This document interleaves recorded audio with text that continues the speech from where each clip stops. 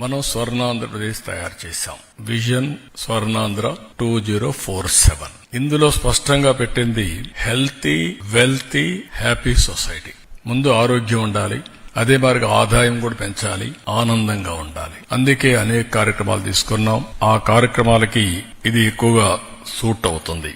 రెండోది కూడా చూస్తే యోగా అనేది ఒక పాజిటివ్ థింకింగ్ ని అలవాటు చేస్తుంది. ఎప్పుడైతే పాజిటివ్ థింకింగ్ వచ్చినప్పుడు హెల్త్ గాని వెల్ బీయింగ్ గాని ఆటోమేటిక్ గా బెనిఫిట్ అవుతాం. ప్రతిరోజు ప్రతి ఒక్క వ్యక్తి 1 గంట ప్రాణాయామం, ఆసనాలు, అదే సమయం మెడిటేషన్, ఈ 3 మనం ప్రాక్టీస్ చేసుకోగలిగితే ఇంకా టెన్షన్ లేదు, స్ట్రెస్ లేదు, కోపం లేదు.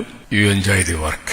ఇన్ బిట్వీన్ ఎవరికైనా స్ట్రెస్ అయితే 2 నిమిషాలు మెడిటేషన్, బ్రీతింగ్, ఈ 2 ఇవన్నీ కూడా సింపుల్ ఆసనాలే. It will give you so much of energy, inner energy. ప్రతి ఒక్కరిలో కూడా చాలా ఎనర్జీస్ ఉన్నాయి. అదే సమయంలో అన్నెసరిగా డ్రైన్ అవుట్ అయిపోతున్నాం. దానికి కారణాలు మనకు బెటర్ లివింగ్ ఎట్ట చేసుకోవాలో తెలియకుండా పోవడం. ఈ కాంపిటేటివ్ వరల్డ్ లో స్ట్రెస్ లో ప్రతి ఒక్కరు పడిపోయి అక్కడి నుంచి ఎవరెవరు ఒక్కొక్కసారి ఈ ఎకో సిస్టమ్ లో డిఫరెంట్ ప్లేయర్స్ వచ్చి లా అండ్ ఆర్డర్ క్రియేట్ చేసేవాళ్ళు ఒకరు, లేకుంటే అరాచకాలు చేసేవాళ్ళు ఒకరు.